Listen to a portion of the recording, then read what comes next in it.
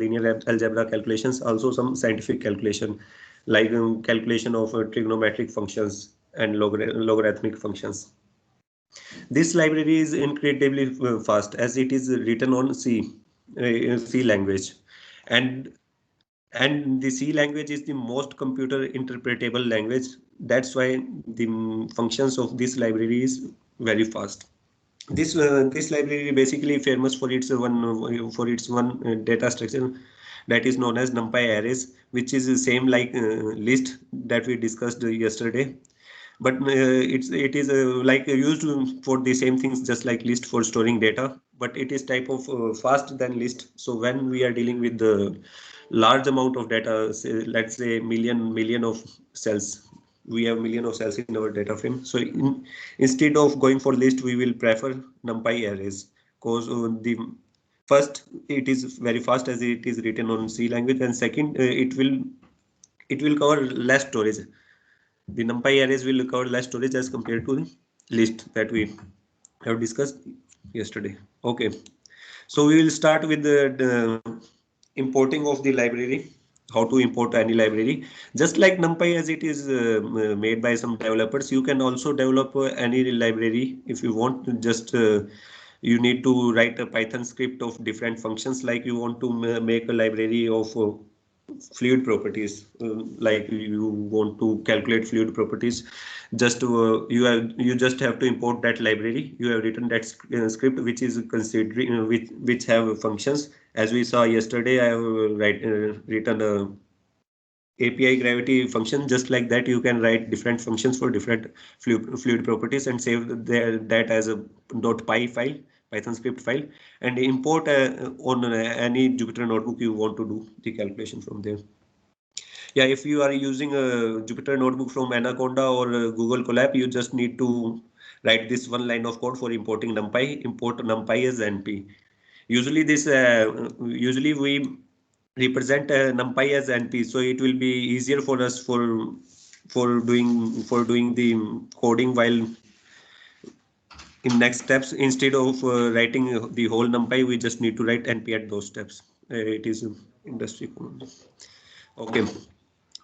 So now the NumPy library has been imported. So now we will see how the NumPy arrays are created. So you can create NumPy arrays directly from a Python list.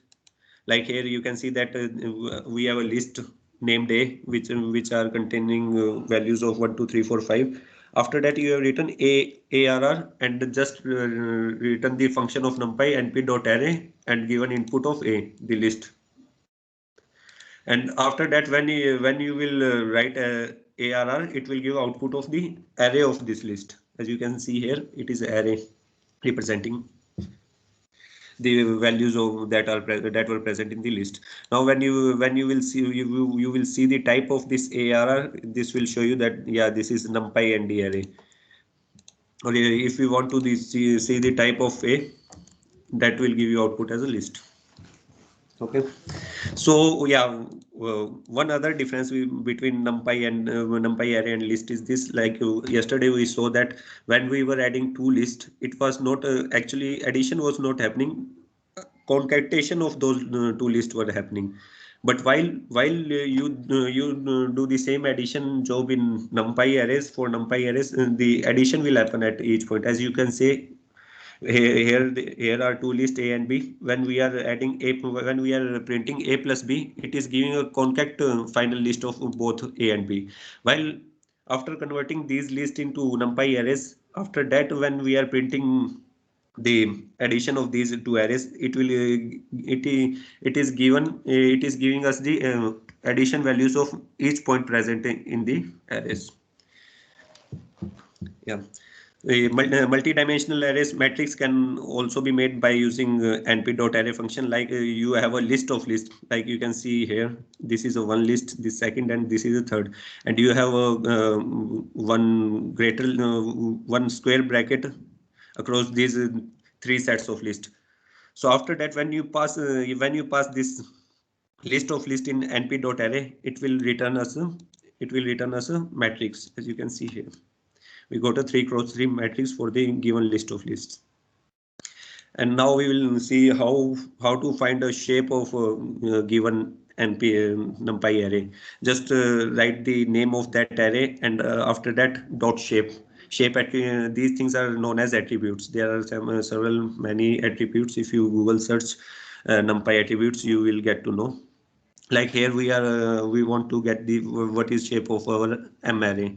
So I written m dot shape, and it will give me an output of 3 cross 3. So it is a 3 cross 3 matrix. Okay, this was the method that we are making NumPy arrays using the list. You can also use some built-in functions, built-in methods for generating arrays, one of which is np.arrange.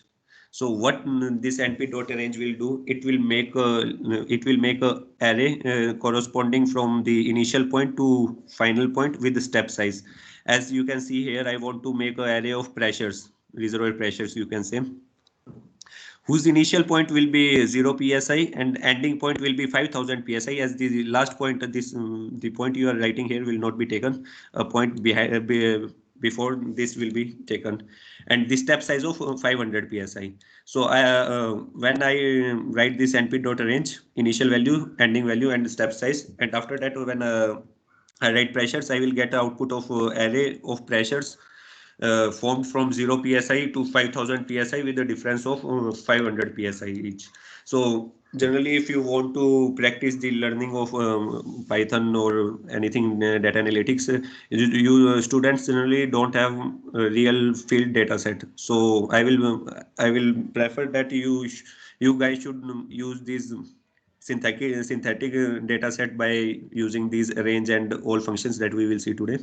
So you can make yourself a synthetic data set of anything, and can apply the knowledge of machine learning or whatever you are learning. Yeah.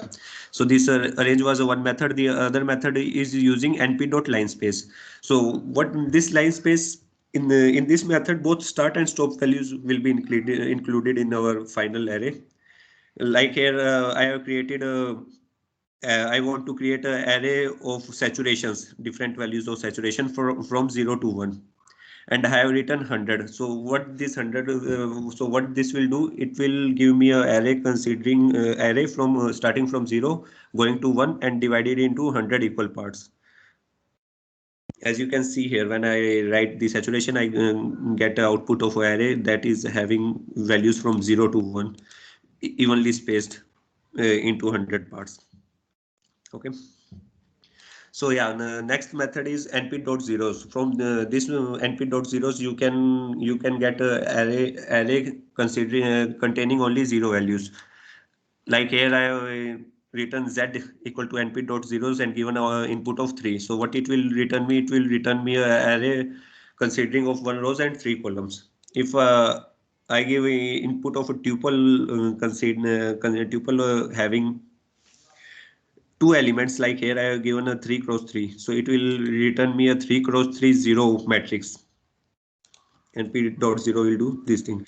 np.1 is just like the same like 0, so in place of 0 you will be getting the array containing 1. In a similar way, when you give a input of 3 cross 2, it will give a 3 cross 2 matrix here. Yeah. np.i will be is used for creating an identity matrix array. Like here you can see that I have given the input of 3, so it will give me a 3 cross 3 identity matrix. Identity matrix is the one whose diagonal points are 1 and all the other points are 0. Yeah.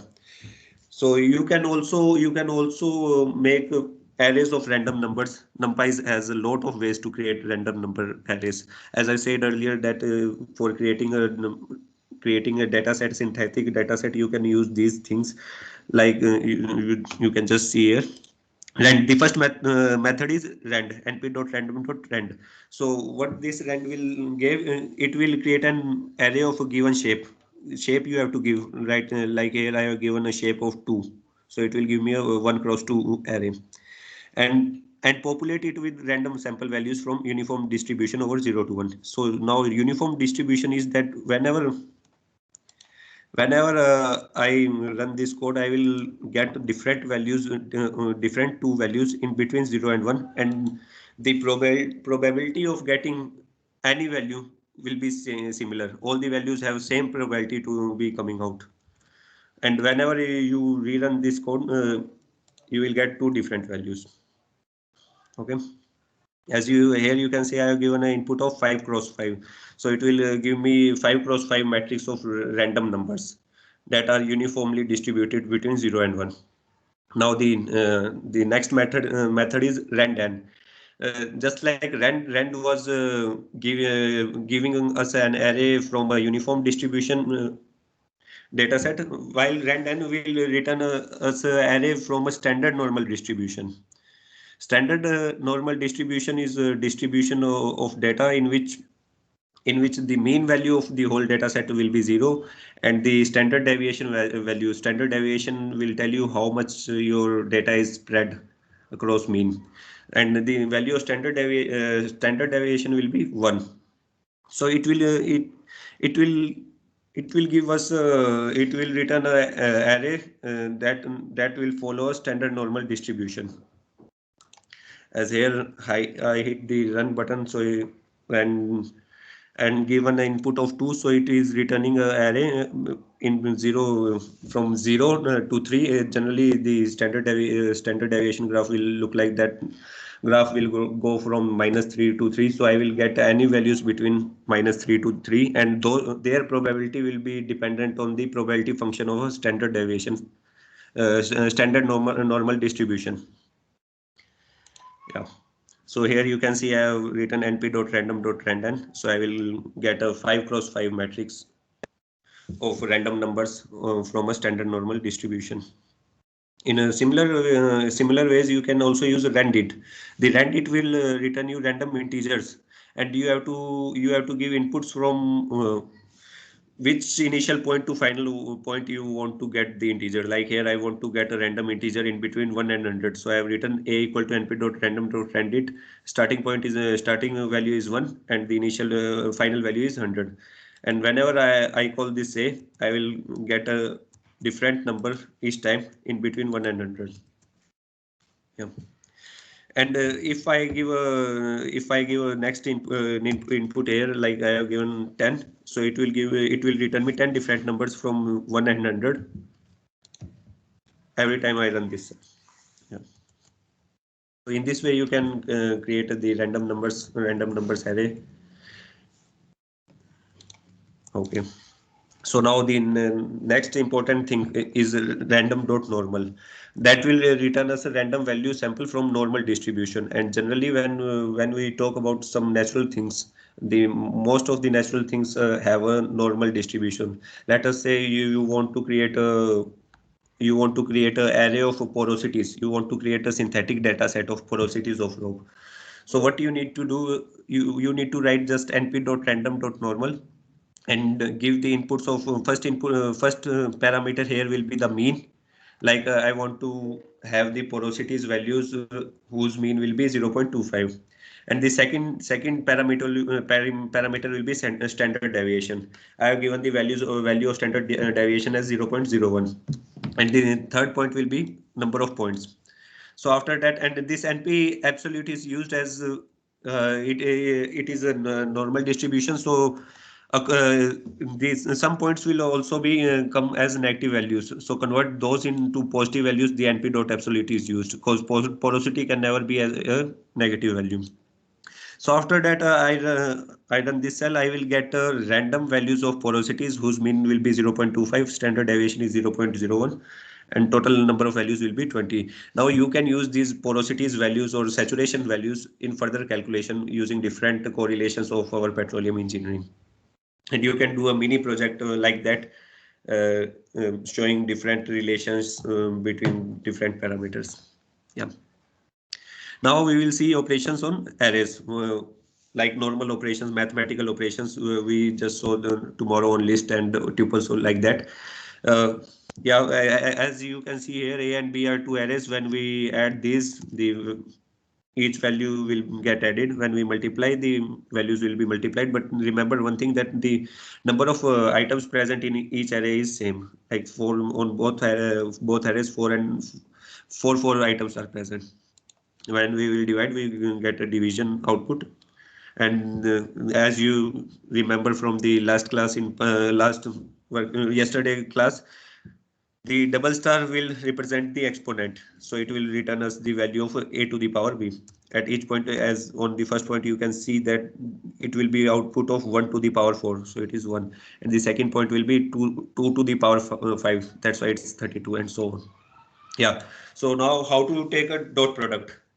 NumPy arrays also have this advantage, these several advantages for performing scientific calculation. Like one is in front of you, taking a dot product of two arrays. We have two arrays A and B. For taking this dot product, you just need to write the array number 1 here. Like here I have written A, and after that dot dot, and give the input parameter as B. So after running this cell, it will give us the dot product of A and B, A dot B. This will be A dot B. Yeah. And this is the length function, which will tell us about the length of our array. Like here, A is of length 4. So the output will be 4. Now here I have created a new array consisting of the points of A and A to the power B. Here you can see that first row will be of A and second is A to the power B. So now when I run this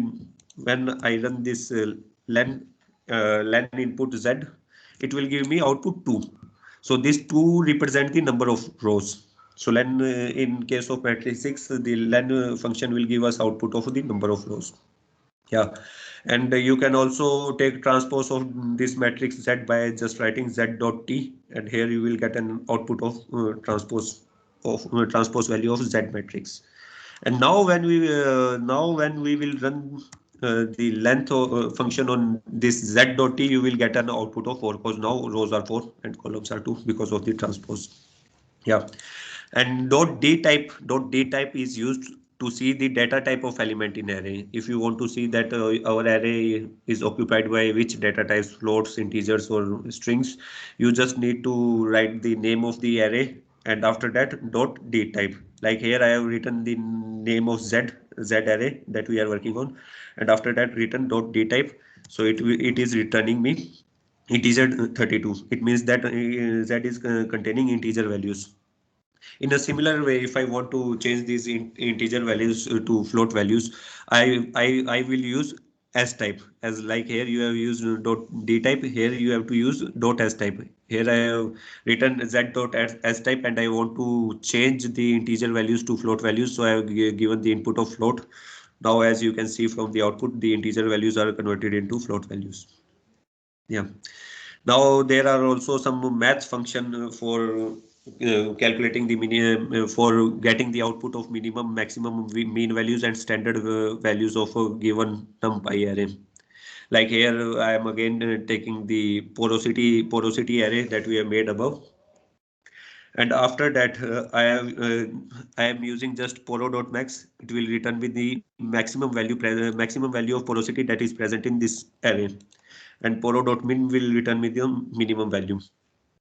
Poro.mean will return me 0.2500. I have taken 0.25, but if but the as you can see that the number of items present in this array is small. It is 200, so it can fluctuate in between 0.25 for some values. If I increase the value of this 20 to say 2000, so the mean value will come near 0.25. Or yeah, you can see 0.24987. And similar case for standard deviation, it will give us the value of standard deviation. I have taken 0.01, it is giving 0.01013. Yeah. Now the NumPy also have some universal array functions, which are essential, like just like these are just like sign calculation, square root calculation, exponential calculation, and logarithmic calculation. Here we can see that I have made an array or a random array considering of random integers from 1 to 100 of 10 points. And after that I used the NumPy function of square root. So this will give me output of the square root of this above array ARR of the items present in the above array. Now here this np.exp, this will be used for exponential calculation. Exponential calculation of the items present in array. np.sign will return us the value of sine theta here. Theta will be, these values will be in radian. So remember about that. If you want to be calculate in degrees, you have to use np pi dot those things. And np.log will give me the values of natural log of the items present in the array. Yeah, I think now we will start to discuss about our next library, pandas. Pandas is just like okay. Till now, if you have any doubts in NumPy, you can ask. After that, we will start pandas.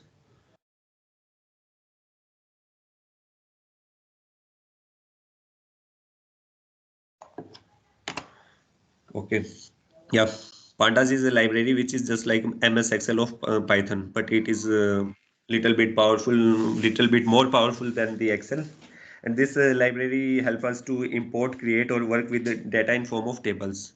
And these data is known as data frame. Data frame. These tables are known as data frames in technical language. So either you can directly convert. Yeah, hello. Yeah, either you can directly convert a dictionary into a data frame, or you can import Excel sheets or CSV files. CSV files are just like a Excel sheet only. In place of in place of table rows, those are separated by commas, comma separated files. You can import Excel sheets or CSV files into data frame, and you can also manipulate the data using Pandas library. Okay. So again here the first step will be importing of the pandas library. You can also import all the important libraries in the start of code, so that you don't need to do this extra work in between. Like if I wrote this import pandas as PD at the first step, it is already imported. At the point if I need to use some function of pandas, I just have to write pd dot the function name and use it. Like here the first the this first cell is showing the how to convert a dictionary into data frames. As we discussed yesterday, and I said that dictionaries can directly be converted to data frame. We will see that how that can be done. Okay, see here we have a dictionary of values of rock properties. We are having porosity values, permeability values, and lithology values for different types of different types of rocks. So I have stored these values in a dictionary under the name of rock properties. So I can convert this directly into data frame by just using PD. Here you can see PD is representing the pandas by just using the data frame function of the pandas, and I am creating the table with the name rock table. So rock table will be our data frame, which is having the rock properties of different rocks that were in this dictionary. After pd.data frame, and giving the input as rock properties. When you print this table, you can say you got this table of different rock properties for different rocks, having porosity, permeability, and lithology. This thing is known as data frame. As you can see, it is only having 5 columns, but in real life data there are thousands of columns. We will see that too today. Okay, you can also add a new column in this data frame. You just need to write the name of the data frame, and after that using square brackets and giving the name you want to give to your column. Write the name you want to give to your column. Like here I want to add a new column that is having the values of saturations for these rock samples. So I've written rock table, square brackets, and saturation. And after that I have initialize it with the list of values containing the value for saturation. And after that, when I print the rock table, you can see the new column of saturation has been added here. As you can see, considering having the values that are present in this list here. Okay, now we will see how we can import data from Excel files or CSV files. Here I am using the wall field production data for showing you how to import the CSV or Excel files. Here I have given the name of my data frame as Wolf, and pd.read CSV, vpd.csv. Here you have to write the location of the file where that file is present in your workstation. In my workstation, I just copied this wall production data in the folder containing this Jupyter notebook, so I don't have to mention the path of the file. Otherwise, you have to mention the path completely. Here I here I have here I have named the data frame as wolf, pd.read csv, vpd. And giving the name of the csv file, and after that I run this.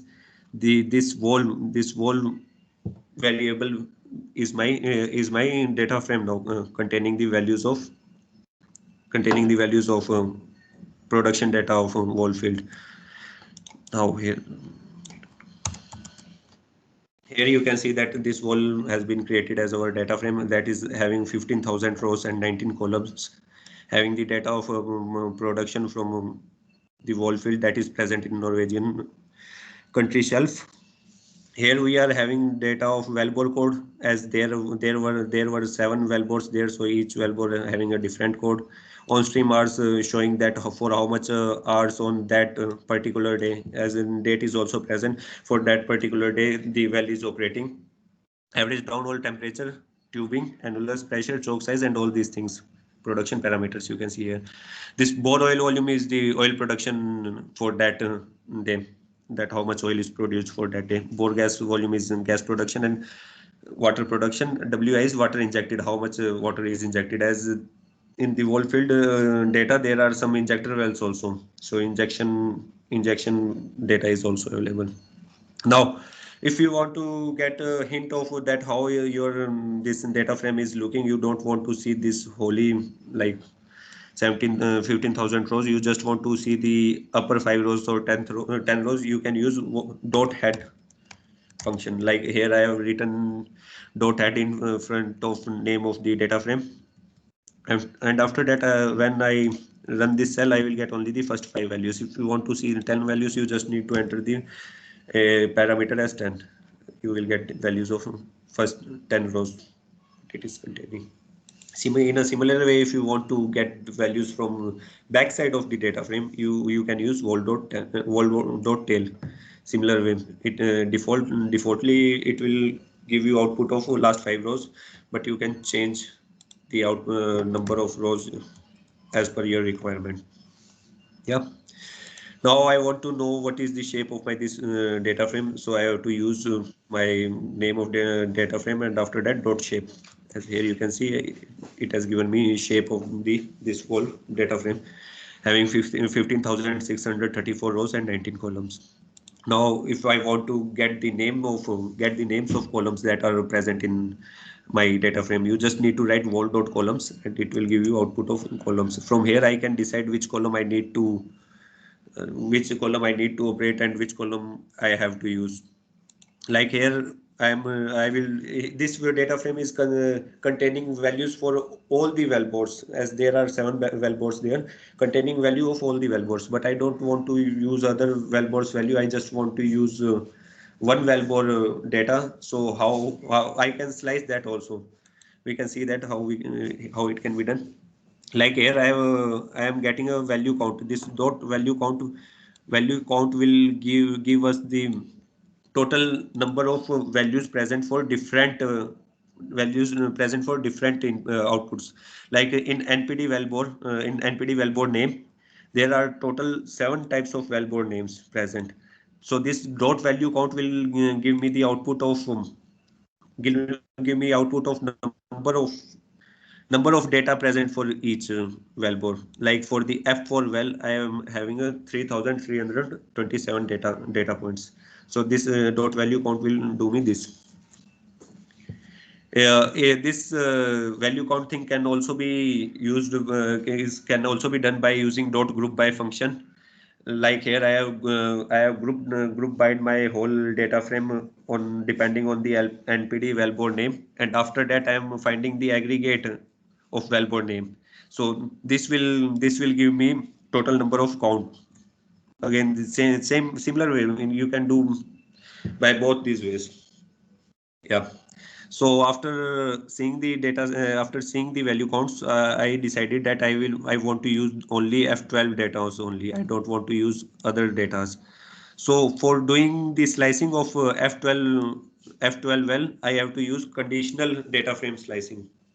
This is also a Panda function which Panda operation which can be Pandas operation which can be used. Like here, I have written PF12. It will be a boolean values. It will return me a boolean values. Boolean values, as you remember from yesterday, are nothing but true and false.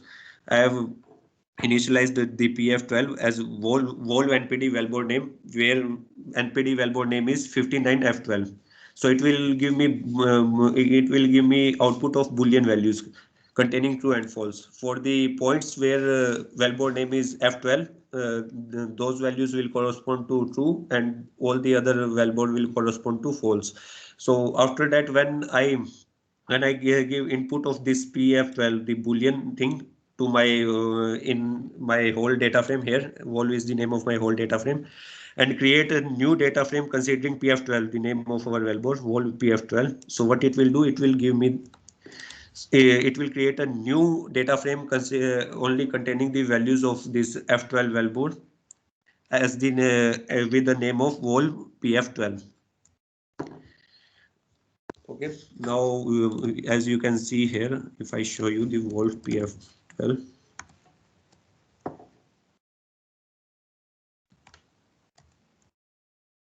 yeah. So this new data frame has been made from the bigger data frame of a whole production field, only containing this is only containing data from one well. So you can also do it for all the other wells. Yeah. Now next thing is dot describe function. So this dot describe function will tell us about the statistical description of the data set. As for vol PF12, I have written in this dot describe. You can see we are getting the number of counts for each column. These above things are name of the columns, and here it is showing counts for each column. What is the main values for each column? Like here you can see that our on stream hours mean value is 21 hours. So for this whole data, on a mean of 21 hours, our PF12 well is run daily for the given number of years. STD will give you values of standard deviation for each in each column. Minimum represent the minimum value that is present in the data for each column. As you can see, it is 0 for each column. Only for bore water volume, which is coming negative. Yeah. And 25% will correspond to the value of the data point at which other data are less than other data less than are 25% of total data set. Similarly, 50% will give you the value of median in the whole data set, and 75% will give you the point at which all the other data values are 75% lesser than those, and maximum will give you the maximum value of the data for each well. As you can see here, average downhole pressure is having 317 psi as a maximum value. Yeah. In a similar way, yeah. Hello, Jay. Yes. Sorry to disturb you. This describe will do. Matlab, this will be done for any type of data. For example, if I have X. input any other files, so it will do this count mean standard minimum for every type of data. Yes, it will do like we have done this here for 12th wellbore, but Okay. if we want to do this describe for the whole data set, so we can do that also. Like here, it is this whole is a whole data set. right? Dot describe. Here you can see, but it will do only for Okay. numerical data. It will not do for string values. Like here, one column is present which is considering flow kind, whether either it is a production or injector. So in production or injector, these names doesn't have any mean value or STD value. So what will be the output for this No, string? there will be no output. You can see No here. output. Okay. Yeah, Thank this dot describe will do only for numerical values. Okay. Yeah. Yeah, in a similar way, if you want to get the informations of data types and like which data type is mostly present in the columns, whether it is a float or integer or object or string, and how many null values, how many non-null values are present, you can do that thing from .info function. As here you can see that vol pf12.info. After I run this cell of code, I will get information about each column. Here you can see that date PRD, production date. It is considering of 3056 non-null values. Means all these 3000 values are filled in. No data is missing from date production, and it is having a data type of object. Means as you can see here, it is like 12 February 2008. So it is an object type data set. You have to, while dealing with the dates, you have to convert that into date type. We will see that later how that conversion is done. In a similar way, Valbor code is also having 3056 normal values and integer type of data. You can see here float type of data subject. So these things, this thing can be done by .info. Yeah. And if you want to visualize, you are like, I don't want to see the numbers and all. I just want to visualize the data set, that how much missing values, how much number of columns are not number of columns, that how much percentage of my data is missing. For that, that can be done by using a heat map, a powerful map from a Seaborn library. I just included it here as it is one of a great way for visualizing the missing data set. You just need to import Seaborn as SNS. Seaborn also have many other mapping things. Maybe we got time tomorrow, we will discuss more on Seaborn. But yeah, you can see here that how to visualize null values. I imported Seaborn as SNS, and after that there is a heat map present in Seaborn called that SNS.heatmap. And after that, I've given the input as vol pf12. That is the name of my data frame. This vol pf12 dot is null, and parentheses opened and closed. So what it will do, it will give me a output of a graph. As you can see here, a heat map. It is heat map, and the black values are showing the no null points, and the white values are showing the null points. As you can see it here, that black values are corresponding to 0 and white values are corresponding to 1. So why this is happening, that this vol pf12 dot is null will give me a output of a boolean, so that in that boolean, true will be correspondent to the points where the that cell is null. So that cell is null, that is true, and for true it will be 1.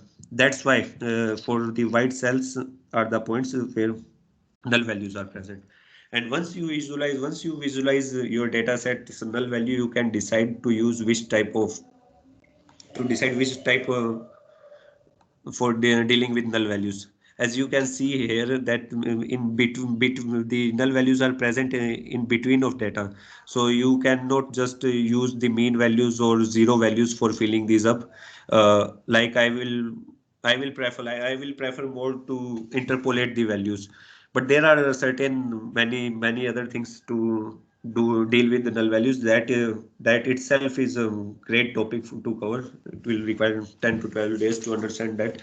Yeah, just wanted to give you a hint that what actually are these null values. Okay, so in this way you can visualize your data set and can get that how much null value is present. Here you can see that bore WI volume, which is corresponding to water injection volume. That whole column is null. Obviously, it will be null as it is a production well. So water injection volume will be null. Yeah. So this water production, water injection volume is null. So I didn't require this in my data frame as it will not be useful for me. So I will remove this thing, and also the wellbore code, as I know I am plotting, I am doing work on which wellbore. So this NPD wellbore code, NPD wellbore name, and bore water injection volume, these are useless for me. So why to take them in the data frame? So we will remove them. So how to remove them? These are columns can be removed by using dot drop function. Here you can see that I have written the name of the data frame, and after that I have written dot drop and given an input of list of columns that I want to drop. Here I want to drop NPT wellbore code, water injection volume, and wellbore name. So I have given a list of these three columns, and set x is equal to 1. X is equal to 1 is saying the x is equal to 1 is saying to our Python compiler that we want to remove the columns. If you put x is equal to 0, then it rows will be removed, but there are no values, like no name of rows present like this, so this will give us a error. So you have to set x is equal to 1 for removal of columns, and if you want to remove some rows, you have to set x is equal to 0, and in place is equal to true. In place is equal to true is set so that the new data frame that doesn't have these values will be stored in itself into Wolf PF12. Otherwise, if in place you have not written in place, you have to create a new data frame like you have to create a new data frame like VL, and that have to initialize with this value.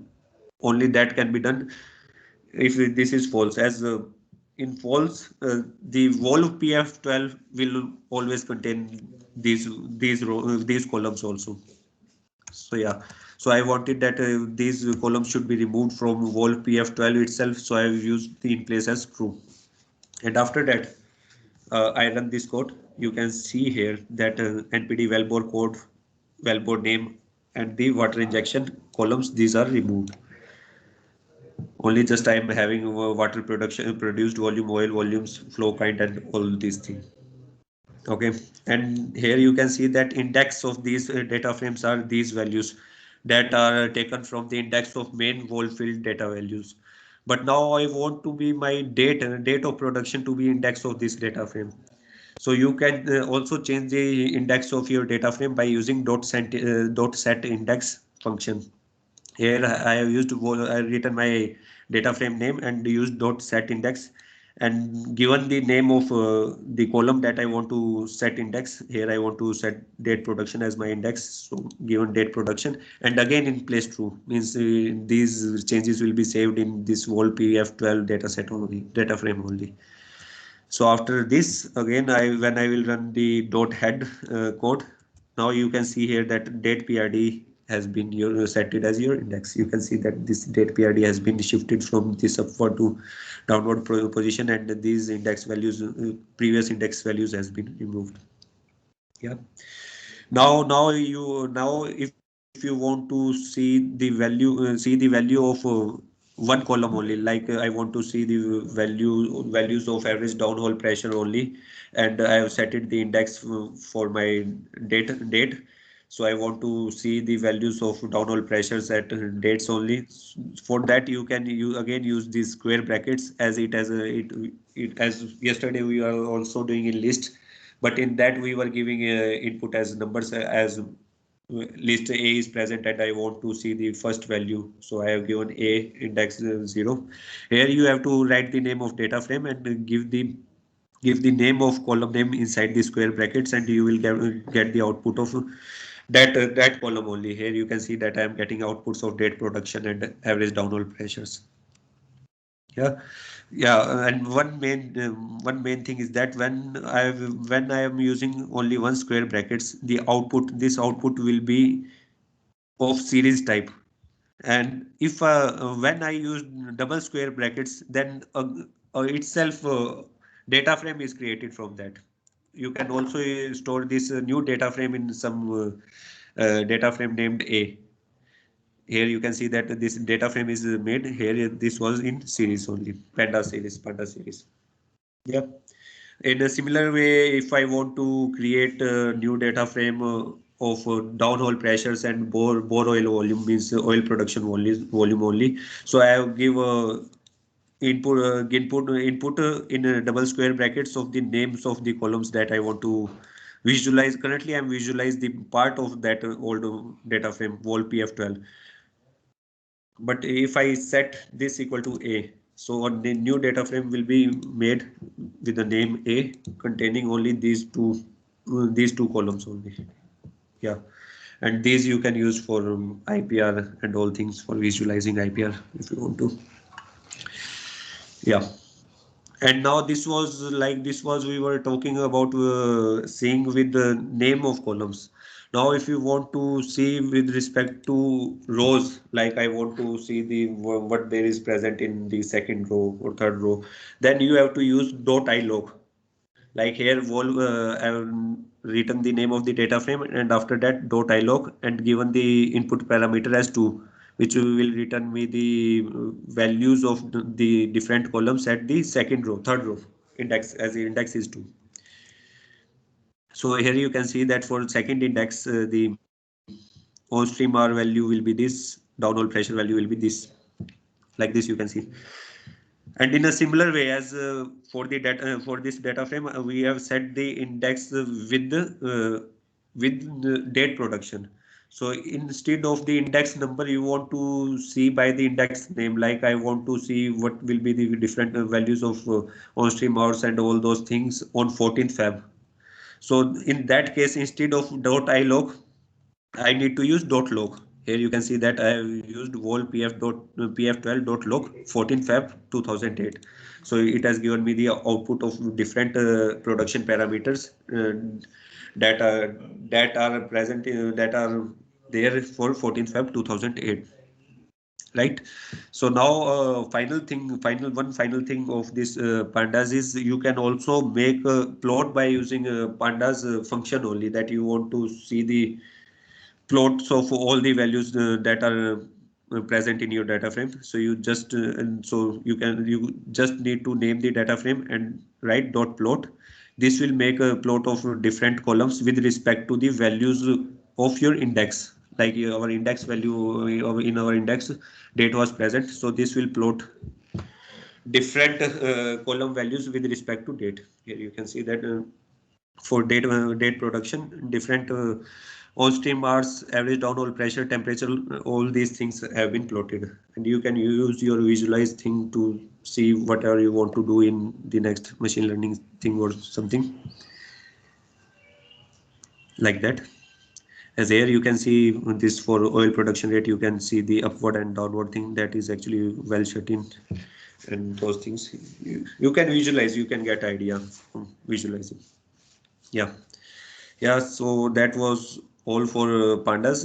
Now we will start our visualization library with basic of our visualization library. So this final plot has been plotted using pandas. We haven't used matplotlib, but this function that has used for plotting dot plot, it is written over matplotlib only.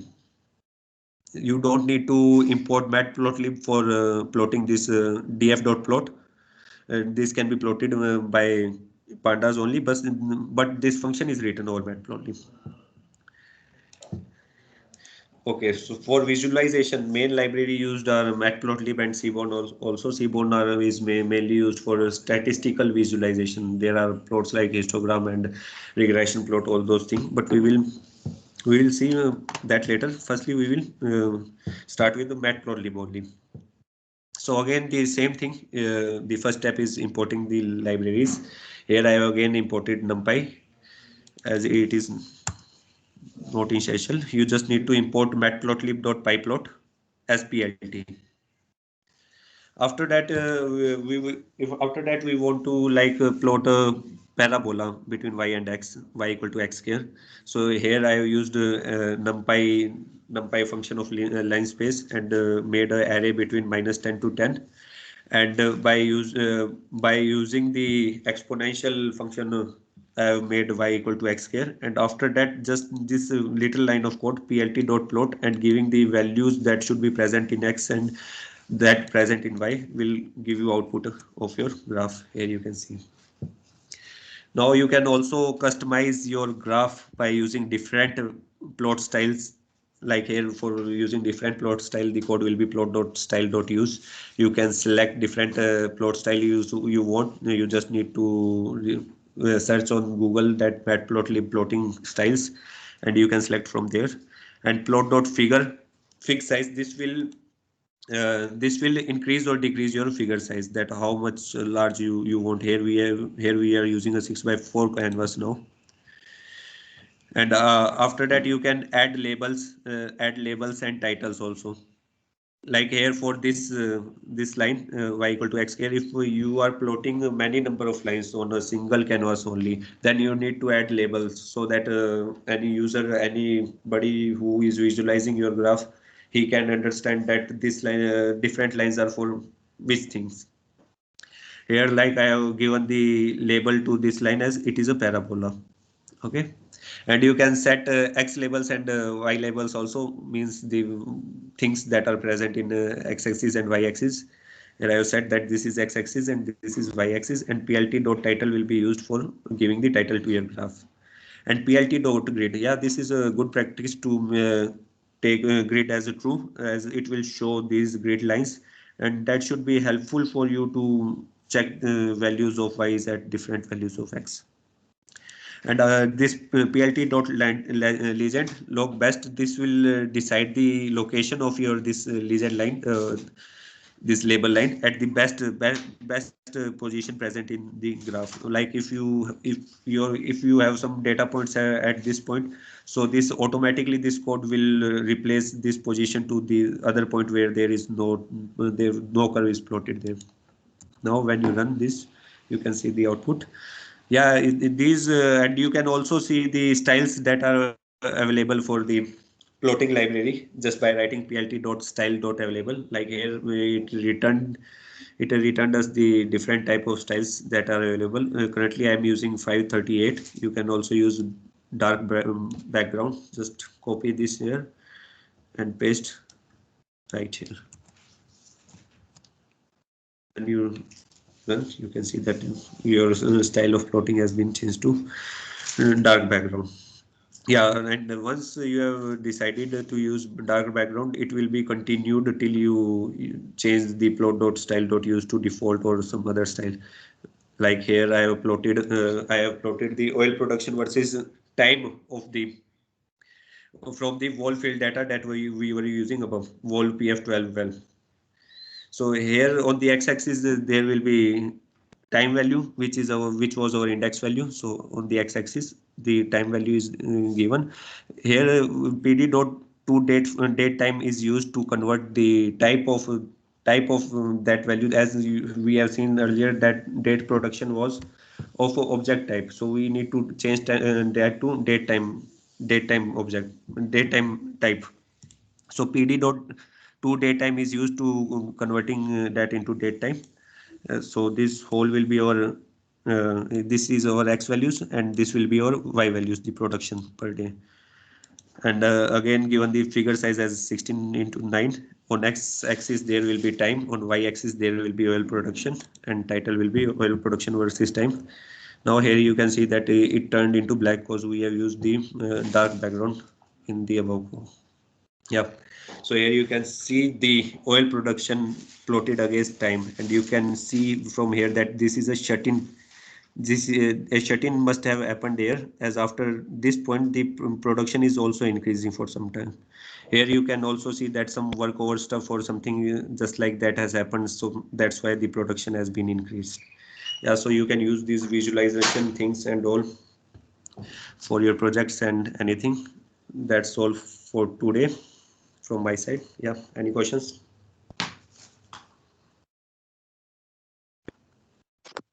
Uh, how did you decide the one before is shut in and the one on the later side is on the No, later no, side I of the was code? just I was Oh, just okay, giving okay, okay, example. okay. Yeah, yeah, yeah. You Example. can Okay, you okay. can think that this is a shut-in type. Maybe this is not shut-in, but you can visualize it, right? You studied in the textbooks only. Yeah, the Once you idea get the is real to field data, you visualize can see it. that yeah, these shut-in and these things. Yeah. Okay. Yeah. Do we have any further questions? Jayesh, actually, can we zoom in? For example, we have got this visualization, Yeah. this graph. So if I don't want, for example, I want just 2008 to 2009 data to be plotted. So can we change and we just can have 2008 to 2009 data? Actually, you can in this plot you can't zoom, as Okay. Matplotlib library doesn't have that type of function. But in Plotly library, there are many libraries for visualization. In Plotly library, you just need to use your arrows and just like select that area, and you can visualize on that also. But also here, if you want to zoom on, you want to plot for certain values. As I Yes. discussed earlier, you can use square brackets for the time for the time from those points and plot for those points only. Okay. Slicing, data slicing. Okay. Okay. Thank you. Yeah. Any questions?